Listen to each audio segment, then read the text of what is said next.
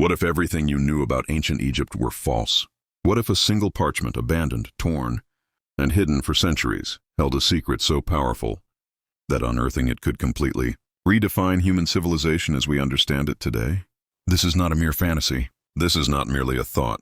This is the infamous Turin Papyrus, the most sacred document within Egypt's ancient archives. For centuries, we were always told that the Egyptian civilization is around 7,000 years old. It's found in school curricula. It's featured in documentary programs. It's accepted worldwide as fact. However, what if the truth is far older? So old that it challenges the very foundation of human existence? In 1818, an Italian explorer named Bernardino Dravetti uncovered a mystical document in the village of Deir el-Medina, on the southern bank of the Nile, modern-day Luxor. A parchment, almost 3 meters long, written in flawless hieroglyphs. A parchment now known as the Turin King List. But wait, this isn't just a list of pharaohs. It is a map of time, a chronology that stretches beyond anything mankind had ever dared to contemplate. Because within this fragile document, written more than 300 years ago, during the reign of Ramesses II, and the claim it carries, there's a bold assertion that shook even the most revered scholars.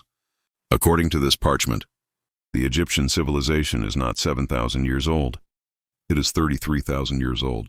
33,000. Let that number sink in fully. The parchment lists rulers from long before the first civilization. The very ones we are led to believe were simply ancient pharaohs, long before Narmer, long before written language emerged, long before documented human history commenced.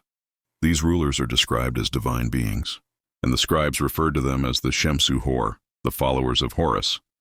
Although the name itself has come to be known as the Turin King List, it is actually the exact opposite of a list of pharaohs. Instead, it represents a map of time, a chronology that stretches far beyond anything recorded in annals of history. If this information is accurate, we must reevaluate everything we have ever known about the history of ancient Egypt.